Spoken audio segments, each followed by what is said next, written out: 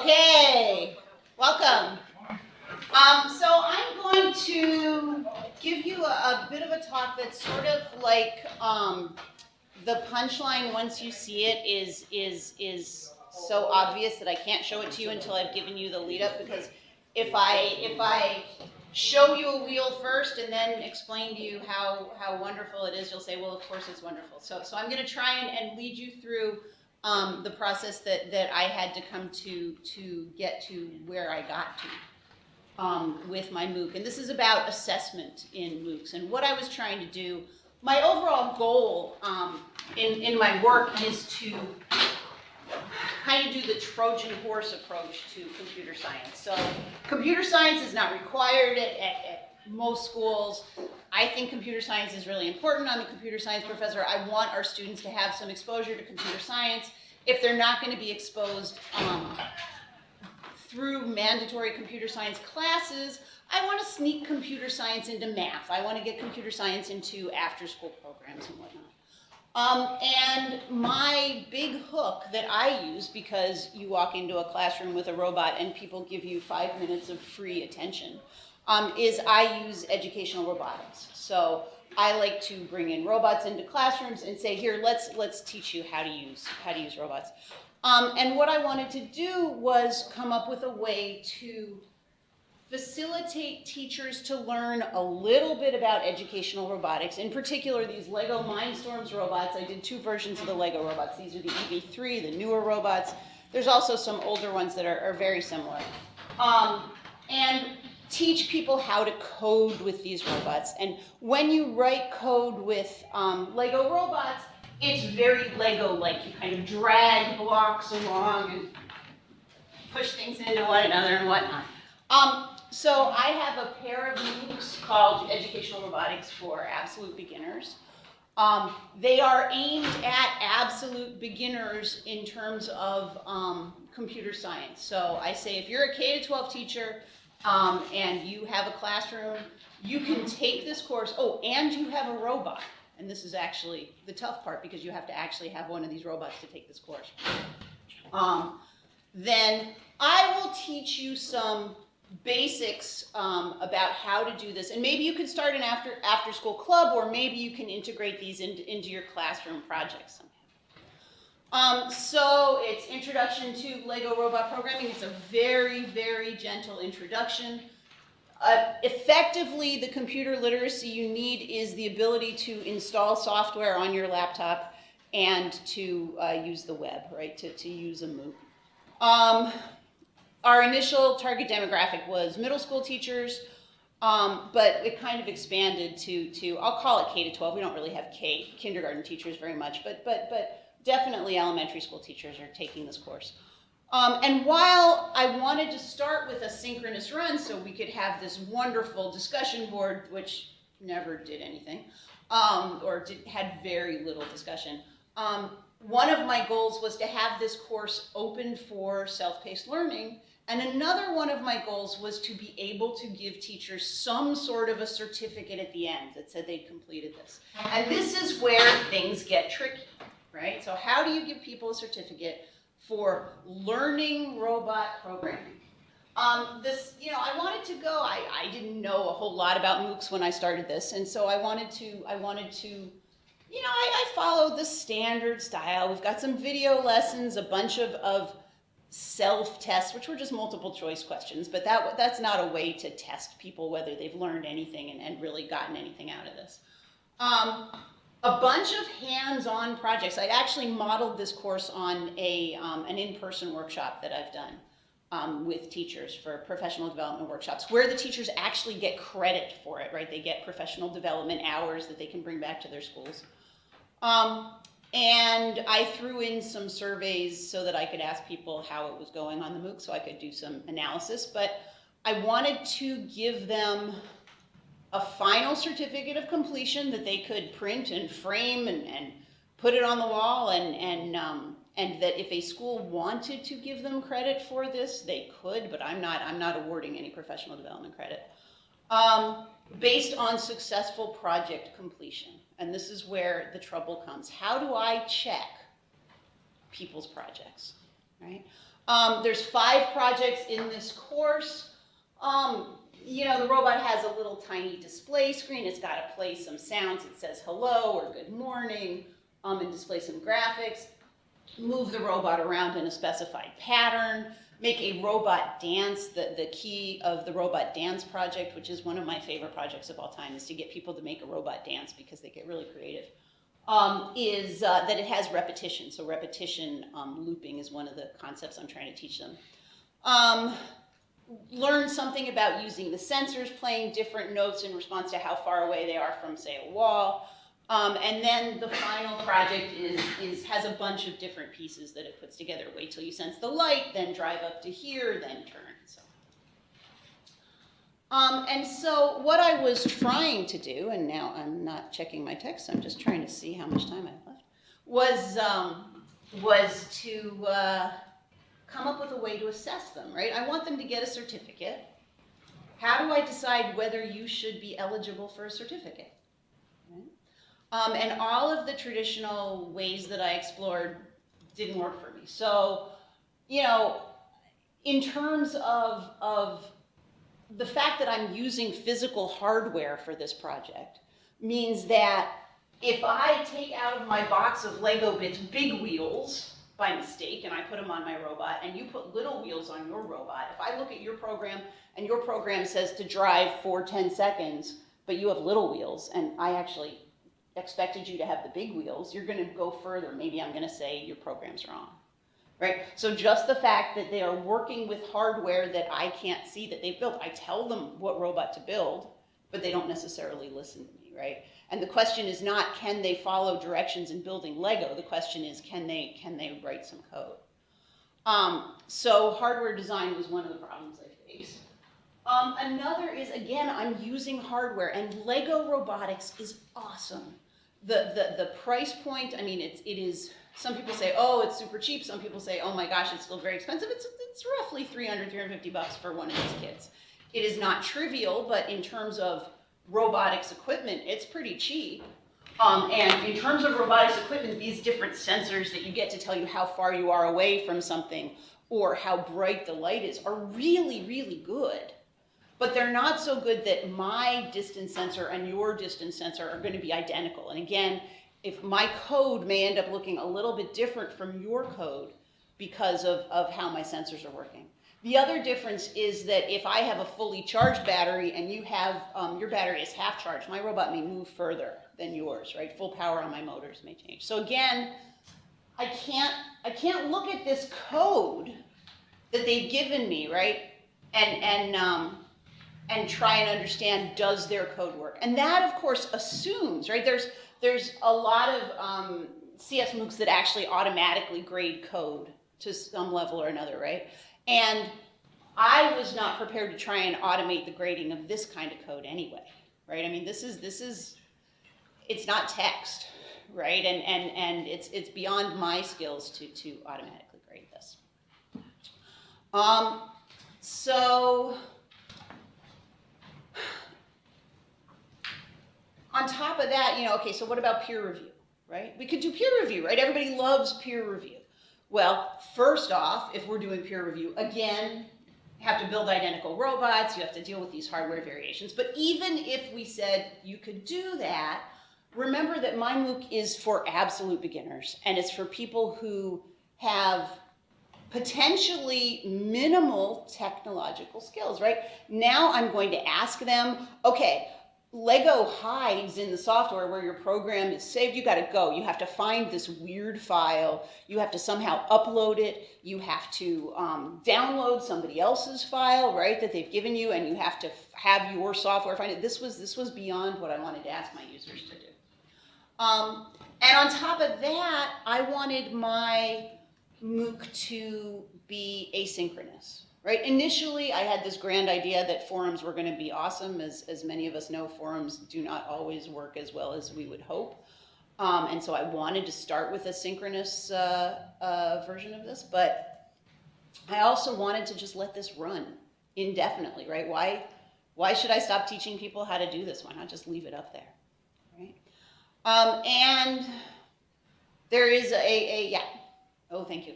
And there is an additional challenge, which is I want the certificate to mean something, right? I actually want, if you get your certificate, for it to mean that you really did this in some way. So I did have in the back of my head the fact that I wanted to at least have some way to verify that people were doing this work. And so I had an interesting insight, which was that for my course, the people who are taking this course, right, it's open to anybody, anybody can take it, but my target demographic is teachers. And teachers, for the most part, have a supervisor that's easy to identify, right? You can identify the principal of the school, right? And the person who is their supervisor is likely to value the fact that that teacher is participating in this MOOC, right? This teacher is furthering their education somehow. They're possibly doing stuff for the classroom, right?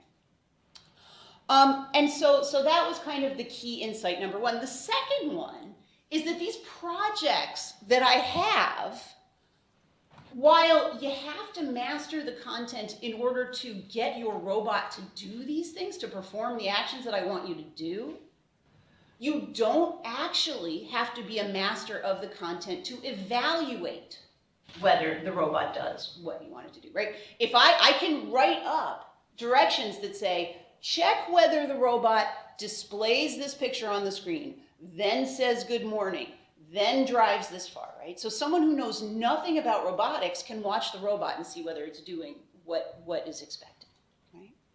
And so now I'll give you the punchline, right? Here's what I call the DEAR review, the Distributed Esteemed Endorser Review. We'll call it DEAR because it's less of a mouthful.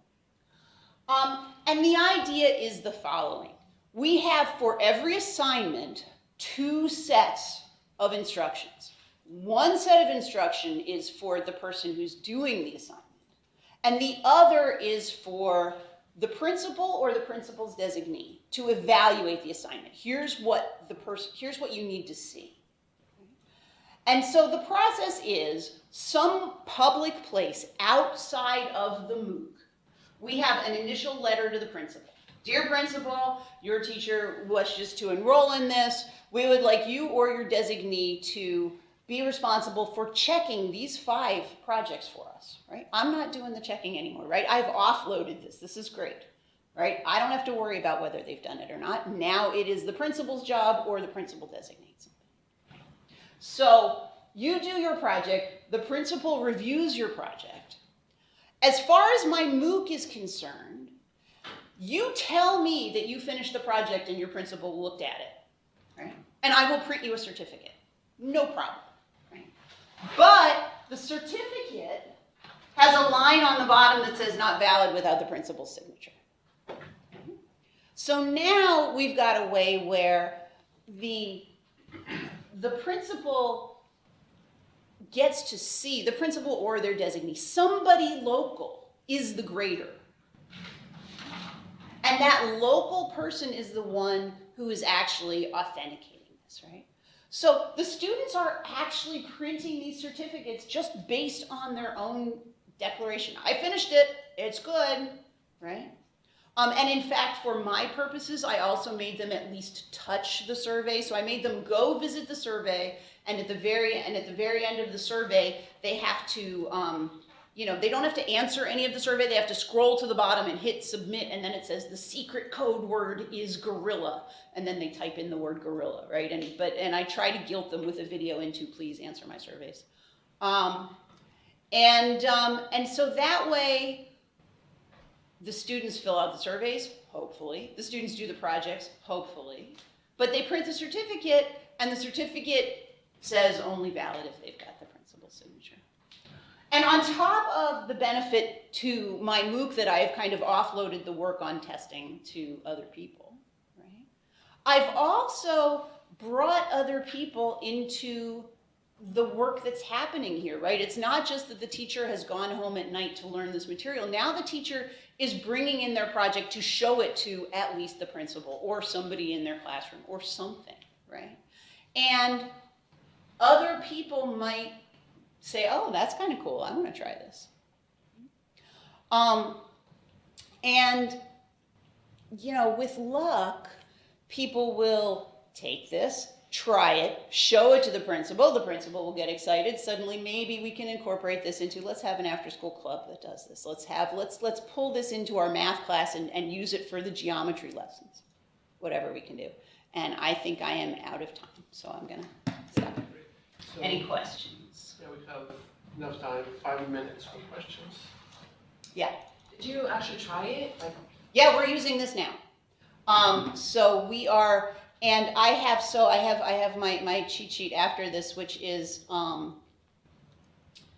this is self-reported data, remember, from the participants in the MOOC, okay? And this is how many people, so when you get to the part where we say do this project, the next step says, did you finish the project and have somebody check it? And there's 3 possible answers. I finished it, I didn't finish it, but I intend to finish it sometime, and no, I don't care, I don't want a certificate, right? And so, I mean, you can see, obviously, there's drop off in the numbers of who's done it and who's not. And I will also say that what I haven't done is, you could say, I intend to complete it, and then later complete it, and you get counted twice in this chart, right? But, you know, the thing that was sort of interesting to me is okay, there were 7,000 people enrolled, right? And there's 500 who are interested enough to click on this. It's not like there's the, yeah, I finished it, give me my certificate. It doesn't look like there's a huge number of people who are trying to get a certificate without doing any work. I don't know. I actually have, I'm going to be doing some interviews of a handful of people who've done this to try and get an idea of how they're using it. But yeah. You didn't have partnerships with 7,798 principals, did you? No, I did not have any partnerships whatsoever. Oh, 7,000? No. Right. So I had no partnerships. I set up no principals. I just said, teacher, you want to take this? You need to find your own principal. Oh, they had to. They had to. Yeah. It's just online. Here's the letter. You can give this to your principal. If your principal doesn't believe this, this is, you know, here's the central website where you can find this letter to the principal, where you can find the guidelines for the assignments for the students and for the principal. So the principal can just print off a PDF off the web. Yeah. Yeah, no, I did nobody. Yeah. Can you just explain on the graph, completed defines what again? So this is treated on the MOOC like a exam question.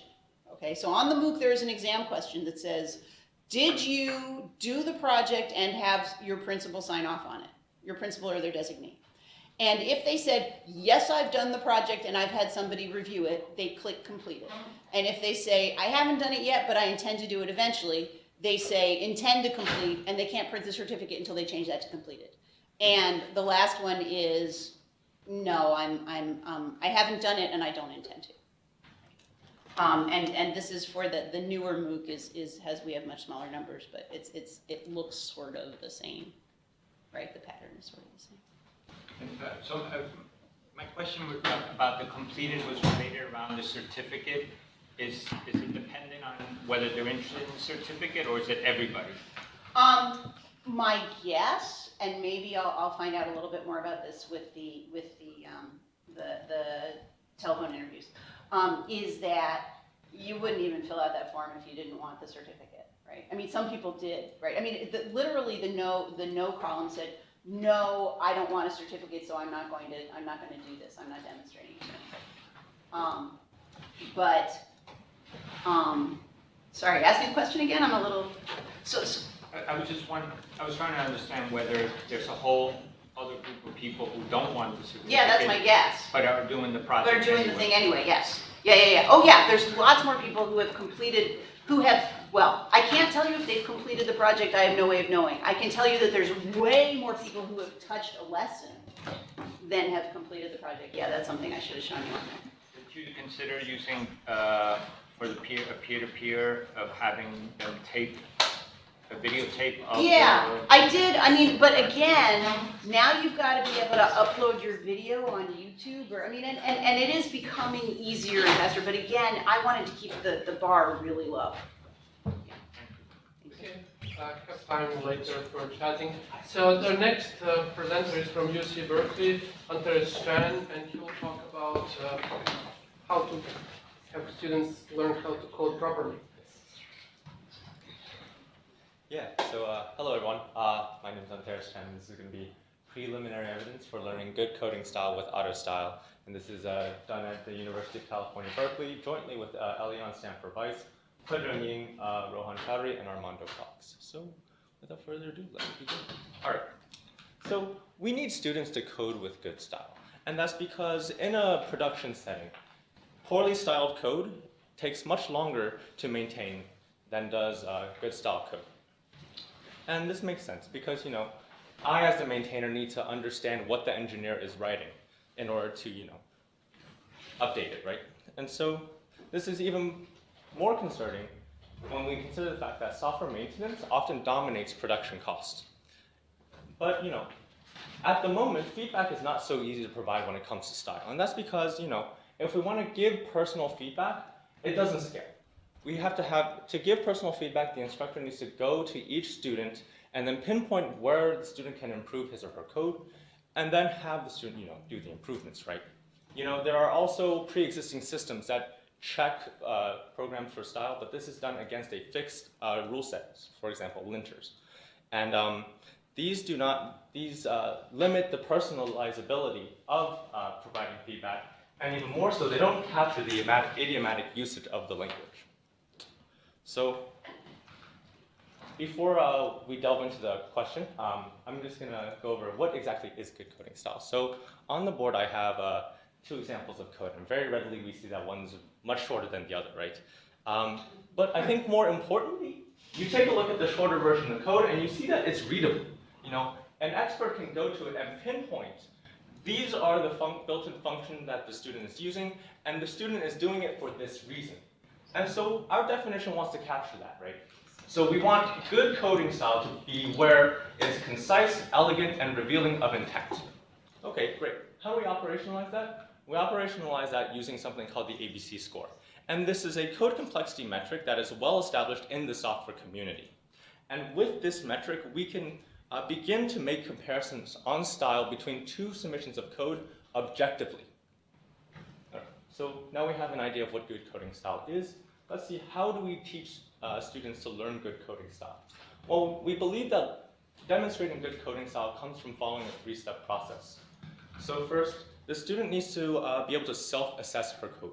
And what this means is that the student needs to go into her code and pinpoint opportunities where she might be able to improve the style of her code. Once those opportunities are pinpointed, she needs to be able to discover, you know, tertiary sources to pull information from. And this can be, you know, Stack Overflow, online forums, documentation, and even like her pre-existing knowledge base. Once she has discovered pertinent information, she must apply it in a functionally correct manner. And you know, these three steps are not enough. You need to repeat it, right? Because you know, you're not going to get the perfect style solution on the first iteration of this process. You have to run through it multiple times, right? So we got a high-level understanding of what the problem is and how we might want to approach it. And so I'm going to discuss a little bit how we're going to organize this talk. So the first half, I'm going to focus on what's already been done. In a previous paper, we introduced our system, which we deem auto style, and we addressed this issue of providing feedback for coding style in a not only scalable manner, but also a personalized manner. And we demonstrated the efficacy of this system in improving style within a laboratory setting. If you want to read more about our study, you can refer to Scale-Driven Automatic Hint Generation for Coding Style, which was published at ITS 2016. But the second half of this talk is going to be discussing what we're currently working on. And so, importantly, we want to study the effectiveness of our system within a classroom setting. And we want to focus specifically on step 3 of our iterative process, application. So, yeah, let me talk a little bit very briefly about how our system works. So, how do we address scale? Well, let's put this into perspective. Right now, The University of California, Berkeley's introductory CS course enrolls 1,600 students, and this is on the scale of many MOOCs. And so, with a course size that large, you might imagine that, scale is not our friend here. But it actually is, and here's why. I have this graph here, and let's just imagine that this is a space of all the solutions for a problem, right? We can connect these solutions based on if we believe it's appropriate to have a student improve from one submission to another. If we believe it's appropriate to have the student improve from one submission to another. Now, okay, so what does appropriate mean? Well, we want the student to improve incrementally, because if we have the student improve in like big jumps stylistically, it's going to take a lot of mental capacity to understand the hints that we're giving them. But in order to create this incremental steppage through our solution space, we have to have a very good sampling of our solution space. And this is only possible if we work at scale, which we are, right? We have a large corpus of submissions to a single problem, giving us a nice representation of what our solution space is. And so you might see over here, this is the edges that we've defined between submission, and we can construct a trajectory from the student's incoming submission to the stylistically best submission. And what does that look like in our system? Well, we have this interface. These nodes correlate to actual code blocks over here, and yeah. This is the interface of our system. Like I said, this is called AutoStyle. We have the prompt statement up here. The student can write some code over here. And upon submission, the student will get back some feedback. We give the student this ABC score, the style score, and we provide some advice. And so I'm going to focus a little bit about these two advice. First, we have approach hints. And these are hints that target high-level understanding of the problem at hand in a sort of algorithmic sense. And second, we have syntactic hints. These, however, target low-level specific design patterns. And for example, instead of using a for loop, you might want to compress it down to a list comprehension or something like that. Now that I've demonstrated the system a little bit, I'll talk briefly about our previous results. In our pilot study, we asked the question, can students improve their code quality given auto-style tutoring?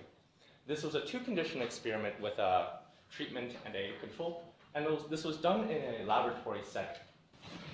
We were able to conclude, yes, it does help from these two reasons. We found that the majority of the treatment group reached the best style solution compared to a fraction amount of the control. And this difference in reaching the best, the difference in the ratio of the people reaching the best style solution was statistically significant. Second, we found that the treatment group performed statistically significantly better than the control group with respect to our ABC score, the style metric. Right.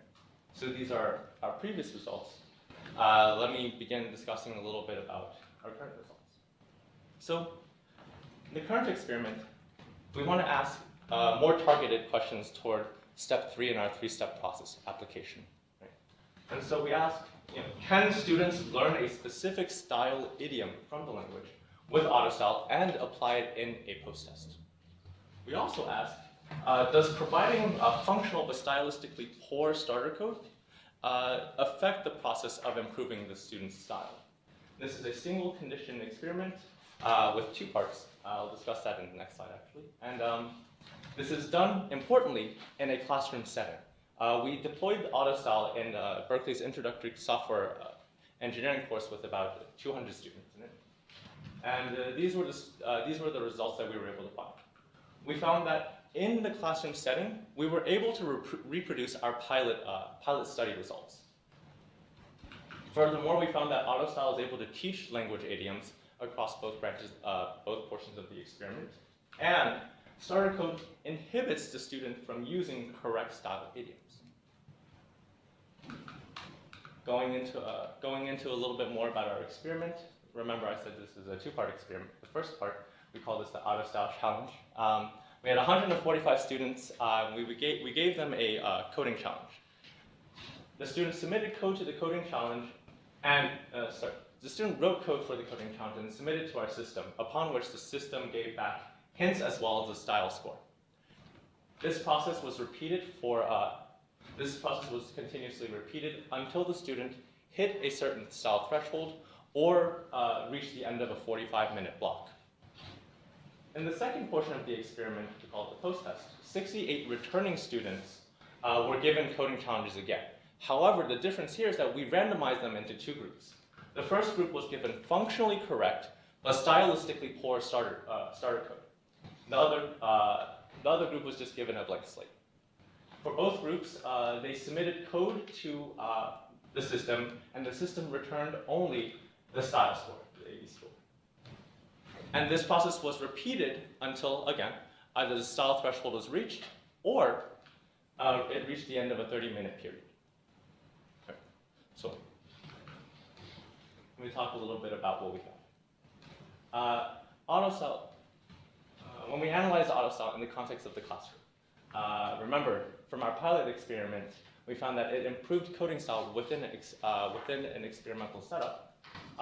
In the classroom setting, we were able to replicate some of the results as well. We found that a majority of the students in the auto-style challenge were able to reach the style threshold. We have some raw percentages here.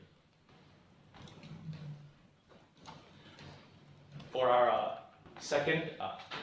our first research question, we analyzed student submissions with respect to what kind of style idioms they used. Interestingly enough, the coding challenges that we gave to the students, the best solutions for each used a Ruby built-in function grouped by. And we found that for the first portion, the auto-style challenge, at the last attempt by the student, 86% of students demonstrated usage of this idiom. During the post-test, 61% of the students were able to do the same. Now, interestingly, before the post-test, students were not instructed at all regarding this idiom. And what this suggests is that they were able to learn the usage of this idiom from auto-style tutoring and then apply it in an outside coding challenge, the post-test. Remember that in the second portion of our experiment, we also subdivided the students into two groups, one with starter code and one without starter code. And we found some very interesting effects on the usage of the style idiom. Specifically, students who were given starter code tended to have a much less percentage of students that used a group by in both the first attempt and the last attempt, as compared to students who were not given starter code. And running a chi-squared on both distributions yielded statistical significance. And so this was a little bit interesting, right? Is this perhaps like part of an ephemeral effect or something like that? And so we asked ourselves, can we measure this in a more direct manner? Well, what we came up with was this. We measured the edit distance between the student's first program and their last program to the system. And what we found was that the mean edit distance for students given starter code was much lower than the mean edit distance for students given no starter code. Running a Kruskal-Wallis hypothesis test on the distributions for both conditions yielded a very good case for statistical significance. And so what does that mean, right? Well, we believe what this means is that students given starter code were more likely to make small changes to their submission rather than reevaluating their approach. And if demonstrating mastery of style idioms within a particular language is indicative of coding with good style, that means providing starter code could potentially hinder the student's ability to improve style. And what's perhaps even more interesting is that we gave starter code that was purposefully bad style, but we have reason to believe that no matter how bad the style or even how good the style, we will still observe these same phenomena.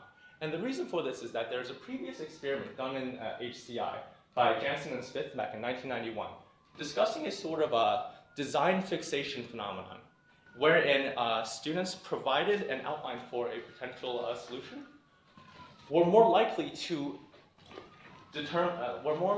reproduce solutions that were similar to the example given. And this is very pertinent to coding, right? Because coding in and of itself is an engineering challenge. And what we did here was we provided them a fixed point to base their solution off of. Right? So The conclusion? We saw that our experiments demonstrated in the classroom setting efficacy of the auto-style system. We also saw that students can learn style idioms through auto-style tutoring, and that giving stylistically flawed starter code may restrict the student's ability to improve their style. Now, looking on towards the future, we have we want to focus on the other two steps of our process, right? And we have very good reason to believe it supports this. If you remember, the other two steps were discovery and self-observation, and self-assessment. And the kind of feedback we give is style score. And understanding what the style score does can help the student get a sense of perhaps whether or not they need to improve their code. And with respect to discovering outside sources, if we can stick in links to documentation to approach hints, then perhaps students can get that information from there. So we want to ask ourselves, can students learn self-assessment and discovery skills from using auto-style? And more importantly, can they transfer that knowledge into an outside coding task? And we have this great opportunity to launch this in the introductory CS course with over maybe 1,600 participants for this study. So things are looking up. So I want to thank you for having me give this talk. This is research supported by an IBM Faculty Award and Google Incorporated. And it's my contact information, so I'll open the floor for questions. Great. Questions? Yeah. Okay. So how does it scale with, like how complex can the code be with respect to the amount of solutions and how you get there and stuff?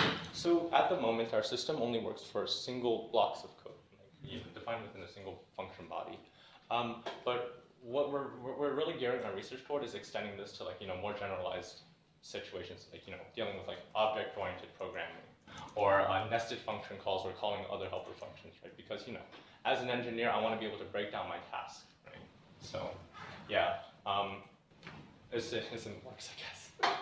And then, sorry, Ben. Sure.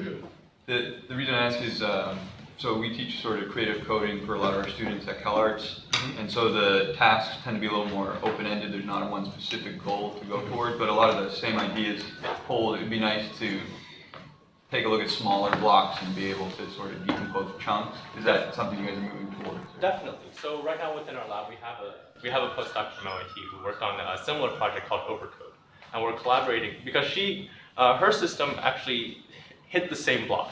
We couldn't quite figure out why we couldn't capture more general cases, and so we're actively working to be able to resolve that use case. So yeah. So when you say starter, is that just, do you give them starter code, because we're working on a computer science MOOC also, and we're looking at, so one of the requirements is if they code in week 1 and then successfully complete, they're going to deploy hidden code so that they can move on in the second lesson? Well, it's more of you don't, we believe that you don't want to be giving example starter code for a problem. Right. Right, a fully functional solution, because that's going to prime students to stick around that solution. And the data suggests, as well as previous studies in HCI. Yeah.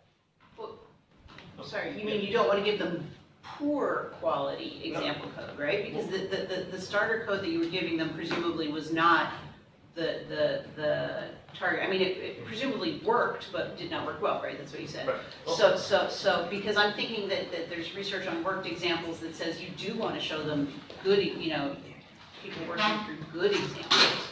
And I can imagine that showing them bad examples of code to start with, this result makes sense, but I don't think it's saying don't ever give them starter code. I suppose it really depends on what your use case is. Because if you want your student, I believe that if you want your student to explore the solution space more, then because we do have this phenomenon where we give example code while the student is coding his or her solution, then the solution that he or she generates will be local to For that particular problem, yeah, and this is independent of whether or not it was misspelled or misspelled. So I suppose yeah. if you want to mimic this design pattern of having a specific solution for a problem, then yeah. So, I think we're in agreement. I think that what I'm saying is it's okay for me to give them a an example of good code for problem A, as long as I'm not giving it to them for a problem I'm asking them to Yeah. work on, yeah. Okay, so we move to presentation by Joseph J. Williams from Harvard University, and Great, thank you for having me. And I'm coming from a group at Harvard. It's the Vice Provost for Advanced Learning. That's sort of a strategic initiative that focuses on digital education. But within that, there's a new research group. And so we kind of try and focus on basically doing research that's scientifically motivated, but also relevant to people on campus. So a lot of development of tools. And so one thing I have to say before every talk is that I'm originally from the Caribbean, from Trinidad and Tobago, because my colleagues tell me otherwise they miss the first part of the talk trying to figure out where the strange accent is from. So now I've solved that mystery. I hope everyone's paying full attention. And this is work with a range of people from human interaction, education, machine learning, and a faculty director at Harvard, Dustin Tingley, and several of the other research scientists. So here's one example of a problem that motivates what I'm going to present today. We want students to gain understanding from quizzes.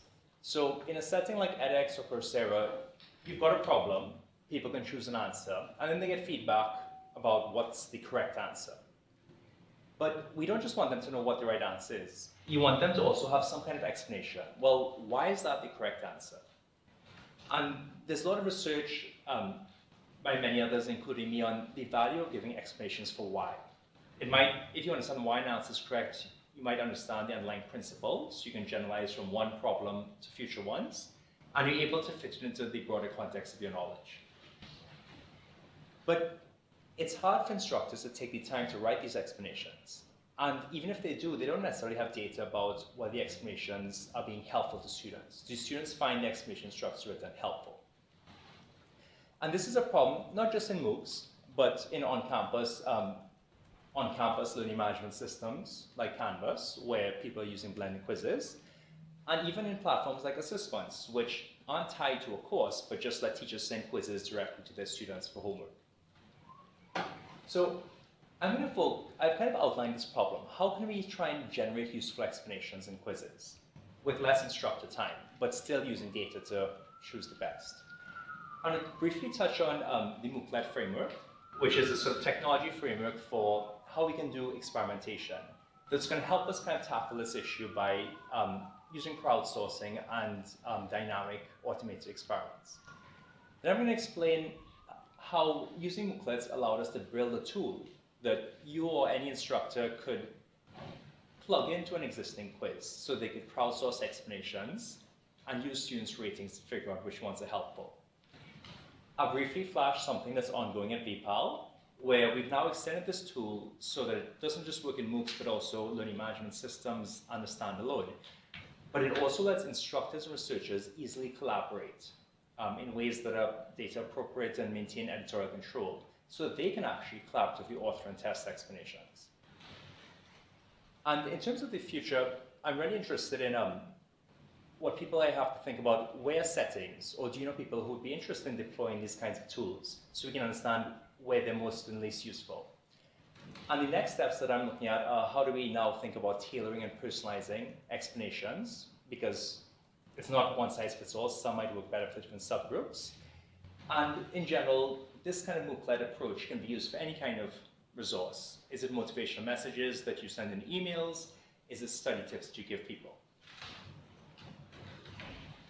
Okay, so in terms of this MOOC-led framework for practical experimentation, when I use the term MOOC-led, it's basically defining a component of an educational resource, like an explanation, that has a set of tools and software architecture underlying it that provides experimentation, randomized experiments, or A/B experiments that have additional capacities for crowdsourcing and real-time data. So if you think of that quiz question from edX or another platform, maybe you just normally give one explanation. Maybe A/B testing would give 2 or 3, but they just choose them with uniform random chances. Well, if we turn this into an explanation MOOC-led, what that means is there's a set of versions associated, and so there's an interface where at any point in time, a student or an instructor researcher could propose an explanation to be piped in. How do we choose which one of these might be in? Well, there's a policy, and that's dynamic. So it's not that like an A/B experiment where they're equal probabilities.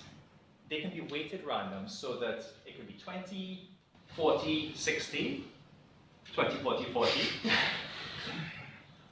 And as you get data in real time, you could actually change your policy.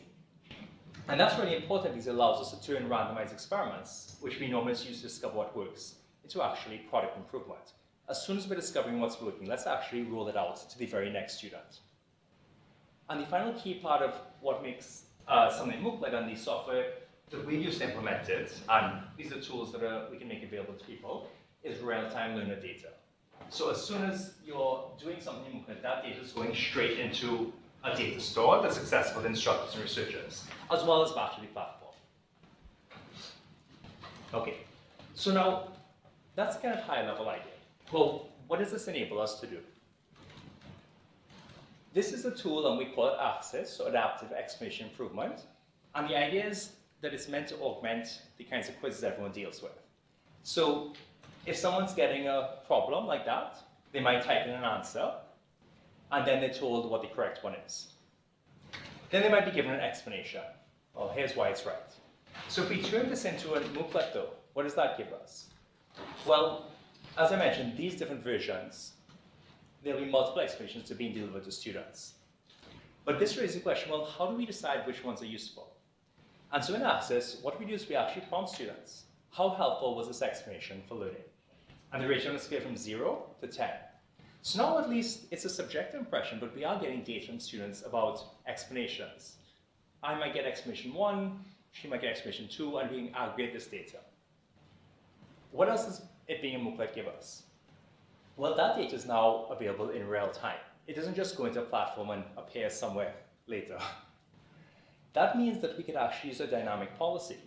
So we might start out saying, well, I don't know which of these two explanations is best, let's give them 50-50. But as we're getting this data, we could change those, 55-45, 60-40. So as we're collecting data and become more and more sure, every student benefits from what the last student said. Now, where did these explanations come from?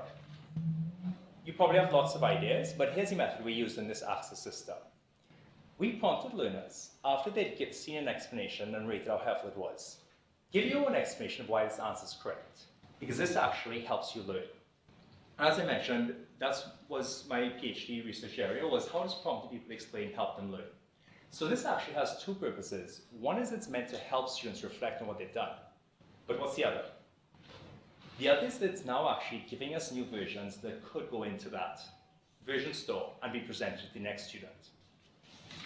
We also ask students to say, well, once you've written it, how helpful would your explanation be to another learner? And they get to rate this. So this, again, it gets them to think for a moment about it, but also, if they give a really low rating, or if they just don't write more than 50 characters, then we don't add it to the version. So does that make sense? In terms of the basic setup? So now you're probably asking, well, what's the black magic behind this dynamic policy? I'm not going to go into it in much depth. We cover the details a lot more in the Learning at Scale paper, but I'll give you the basic intuition. We want higher rated explanations to be presented more often to future learners. But how much data do we need to be sure that explanation is better? If you got 2 ratings of 7 for explanation 1, and a rating of 8 for explanation 2, and a rating of 9 for explanation 2, does that mean that we should give everyone explanation 2? This kind of trade-off is really well studied in machine learning. It's kind of known as the exploration-exploitation trade-off.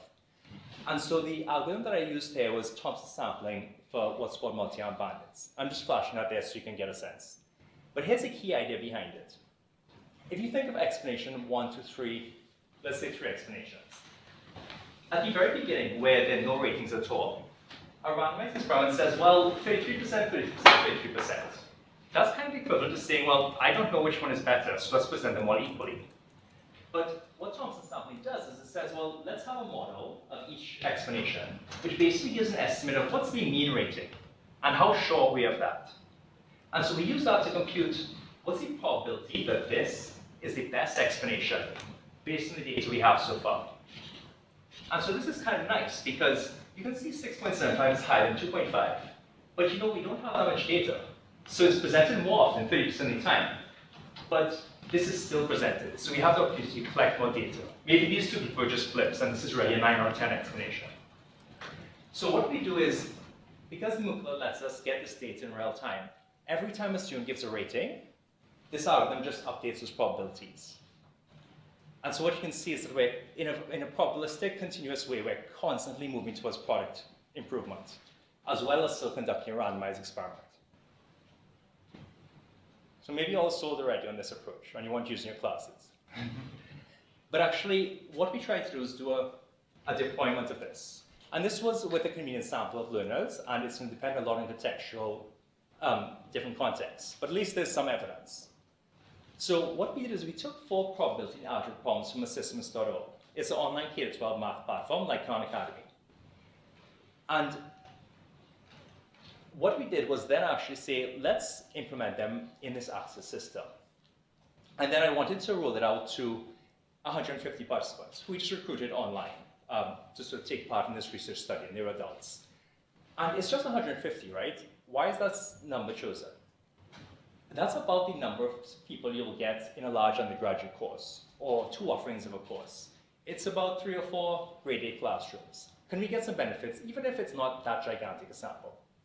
So what we did is for these 4 problems, each one of them had this access system set up, getting explanations, rating, generating explanations. And so person 1, 2, 3, all the way up to 150, we collect a pool of explanations for each problem, and we use the algorithm to change the probability distribution of how often they're presented. So by the end, we've got a set of explanations, and we've got a probability distribution, 10, 5, 25%, whatever, over around 8 or 10 explanations.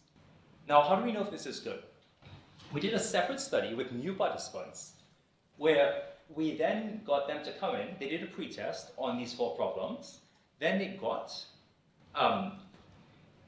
problems that had the access explanations in them.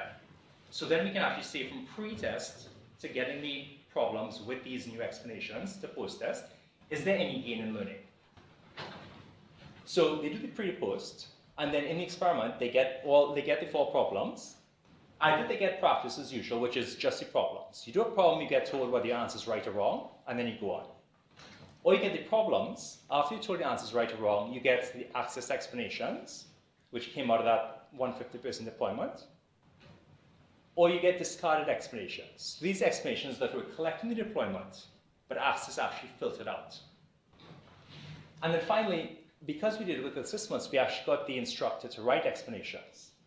And so we compared what came out of access, which is just being pulled from students in this algorithm, to what the instructor had actually written, and was actually being used live. So again, the outcome variable is pre to post accuracy. If you're in each of these 4 different conditions, problems only, access, and so on, what's the benefit from pre to post on math problems that test related concepts? So we use subjective ratings of whether an explanation is helpful, but did that approach actually lead to an objective improvement in learning? Well, in fact, when compared to problems without any explanations, there was a significant increase in learning from pre to post if you provided people with the explanations that came out of this access system. Now, that's a bit impressive because these, again, are harnessed from students while they're learning. They're not written by professional teachers. But you could say, well, of course, any explanation you give someone is going to help learning, right? Actually, that's not true, because the access explanations led to significantly better learning than the ones that were filtered out. And those actually are no different at all from the problems that have no explanations. So just giving the explanations that were filtered out actually does not help learning. And now you can say, well, what's the trade-off? How much worse are explanations from access compared to the instructors? In fact, there wasn't a significant difference. So that's promising, at least in this context. The explanations gotten by this automated method were equal to the ones from the instructor. And I think there are many contexts where that won't be the case. I think there may even be contexts where crowdsourcing and selecting them by experimentation could be better than what comes from an instructor. I think those are really key next steps. So in terms of what's going on now, and this is again a tool that if people are interested, we'd be happy to collaborate on using, is what if instructors themselves want to be able to write explanations and experiment with them? What if instructors want to get researchers involved in collaborating on these experiments? As I mentioned, there's an extensive psychology and education literature, but it's really hard for those researchers to get into classrooms and to really be able to align with what instructors need. As we built this tool, here's what it looks like when you plug it into Canvas. There's essentially a student view, and that's what the instructor and researchers see. But this LTI tool also means that they can now actually see an interface where the researcher can write an explanation and suggest it. The instructor can add their own or edit that. And now actually you can see inside to the algorithm. So this policy data dashboard shows at every point in time, what's the probability of an explanation being presented? What's the mean student rating? How many people have rated? So it's a way of using interpretable machine learning so that you can actually understand what's happening.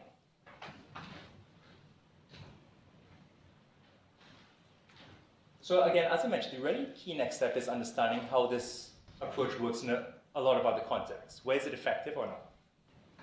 And so just to sum up, I kind of introduced that problem of how we provide useful explanations and quizzes. The MOOC framework, which is a way of enabling any educational resource to have randomized experiments that are going to be more practical, allow crowdsourcing, and this kind of dynamic experimentation. Give one example of a tool for crowdsourcing explanations built on this MOOC architecture, which was Access. And briefly how we've extended that to let instructors and researchers collaborate. And so in terms of future work, and what I'd be curious people's thoughts on is, might we deploy this, and what are the trade-offs? How can we begin actually tailoring and personalizing it? Because this approach is assuming, well, let's give one best explanation to everyone. And that's what we normally have to do. And that's what we do, I think, when an instructor designs an explanation. What's the best I can do? But now we have the capacity where we can discover, well, maybe this explanation is working better for low knowledge and this for high knowledge students. And so we can actually discover that and then use the same kinds of algorithms, they're called contextual bounded algorithms, for example, to personalize. So we can go from experimentation to actually personalizing in real time. And then finally, this kind of MOOC-led approach I illustrated with explanation, but really you could take any component of an online course or even emails that you send. They could be set up as MOOC-lets. So you might be able to send motivational messages that you could then experiment with and automatically personalize or improve, or study tips above quizzes, questions that you prompt people to reflect underneath videos. And so what are the other kinds of settings where we could use this approach fruitfully? Right, thanks a lot. Okay, we have 3 more minutes for questions. Very good. So is the feedback just about, does it point them maybe to where they would have found that information in a lesson, or? That's a good next step. It doesn't do that now. It just gives them an explanation of, here's why it's right. Mm-hmm. So I was surprised that you said, you had 150 people and you got 8 to 10 explanations. Is that Yes. how I kind of expected that you were going to have people self-rating their explanations as pretty good. Now you said you cut some out if they were too short. Exactly. Is that what was the primary means for cutting them out? Was it because they were too short, or was it because people I would rated have them to look poorly? back at the data, but if I remember, it's probably, I think it's a combination. People who write nothing at all, who knows what they're rating, but they get cut out. Right. People who do take the time to write something, their judgment of whether it's useful or not was okay. I'm pretty sure we missed some things, but you know what, in this scenario, that's kind of all right, as long as some reason things get in the end. Did you have these sort of numbers for the bigger group? Was it this sort Yeah, of but ratio? the thing is, the bigger group didn't use the live system. The bigger group would just get the products. Right. So they weren't like explaining out loud or anything. They were just saying, solving problems, and then they either got explanations from Access, or they got explanations from the instructor, or nothing at all. Any other questions or suggestions about the work?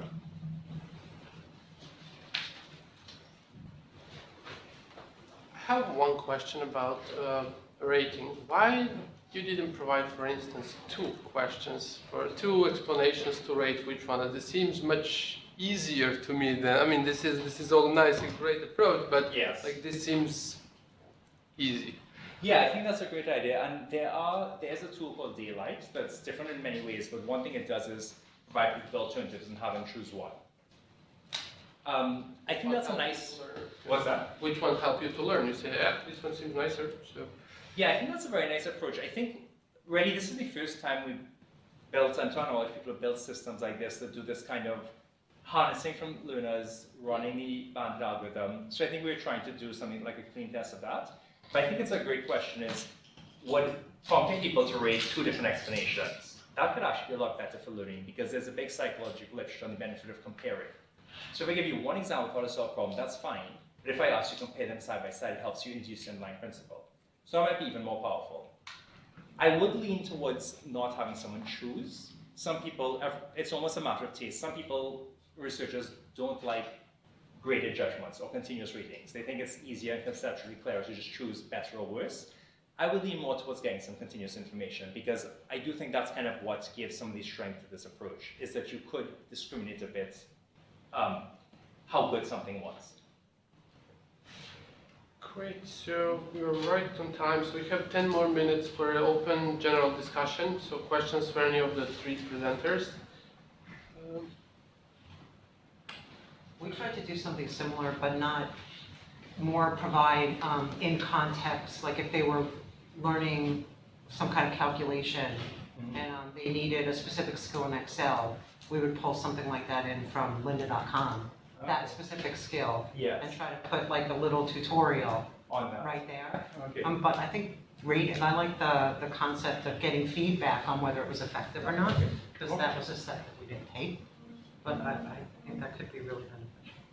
Yeah, curious to have what it. I have a question maybe for. Should we come up and sit? Yeah. For Antares and Joseph, because they both show a couple of tools of. Is there any way to use it in our environment? Because I can find it used for that as well. I didn't hear the question. Is there any way to use it? To deploy our tools? Okay. So right now, our tool lives in a private repo on GitHub, but there's no reason why it shouldn't. So yes, you can very easily. I'm doing something similar with a company that has a cloud-based platform. But yeah, they have all those capabilities and they have an LTI into, I can share that with you. Vocarium is the company. What was the name? Vocarium. Yeah. That's for coding. Yeah. For coding. Yeah. Anyway, And it has auto grading capability. You know, it has all the features that, you know, whatever you want to add to your, and they'll customize for you as well. On my end, yeah, certainly. If you send me an email, I can send you information. But basically, it's an LTI tool, learning tools interoperability. So you can plug it into edX or Coursera, these other platforms, and that's the actual code that we're using. But the movement concept is really more of like an architecture. So anything you're doing, I could pretty easily send you information on like how you show to software engineers so that they could set it up. So it's kind of, yes, we have the tool that you could plug in and use right away. But it doesn't have to be just explanations. This kind of approach and these kinds of algorithms, we've sort of built like some software tools that you could apply to anything. Anywhere where you can do A/B testing or randomized experimentation, instead use something like a MOOClet, because then you can do experiments, but then you can also dynamically improve. And you can also get real-time data, and eventually you can also personalization. Yeah, we don't have LTI integration as of yet, but it's very simple to deploy our tool on a standalone server, and then all you need to do is redirect. You toss in an iframe for one of the classes and just redirect the student to our system, and it's relatively self-contained. so you basically have to first put examples. Yes. And then put all the related information. I mean, build all the scenario. I guess I should have been more clear on that, but yes, you actually do need a pre-existing sample of the specific problem that you want to run style hint generation on. So, but the good thing is that we find that this number doesn't fluctuate with respect to the class size, and so like around like 800 submissions, 700 submissions, it gives good clusters. And it works for any language. So right now we support Ruby and Python officially, but hypothetically yes, because for your languages there are well-defined style metrics, which is the primary dependency here. Great. Thanks.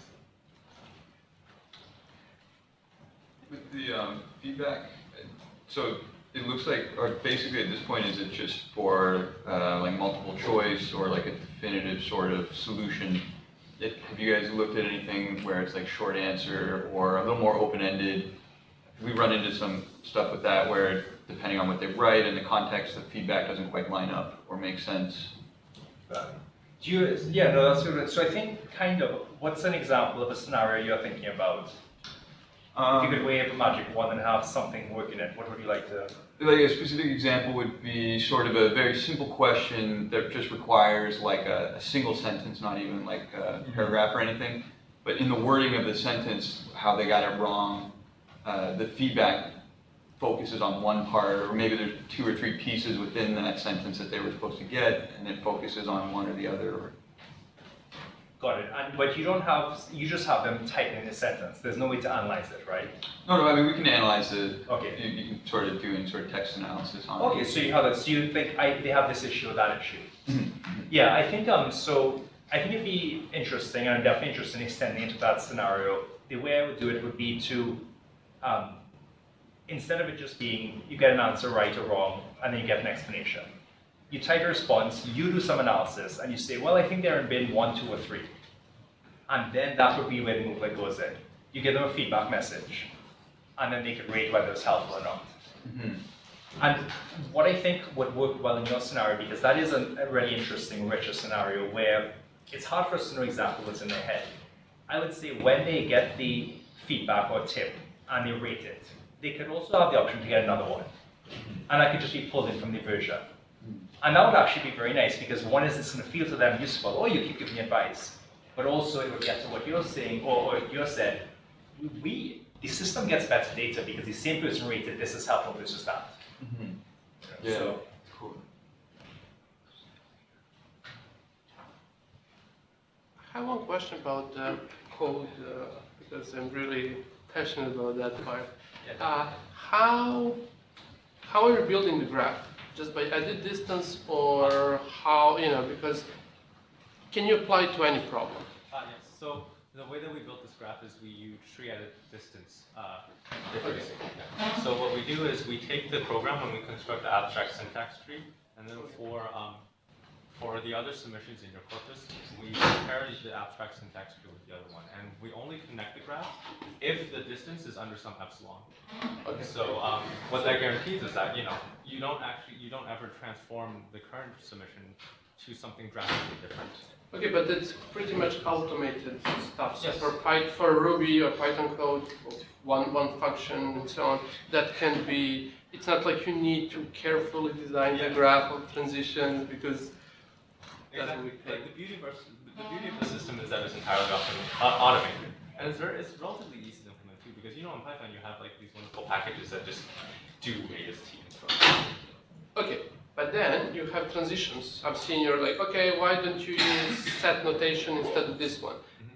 How can you automate the hint? Because the graph is huge, and for every of those small movements you want them to travel, you need to provide them with feedback. Basically, every step is a separate hint. Do you need to annotate the whole tree with hints? So actually, what happens is, we can construct this incremental path for our solution space, right? And so all we need to do then is for any 2 submissions, we develop a feature vector. Right? In our system, we have a list of all the possible library calls for that we're interested in either for Python or Ruby, and we just difference it.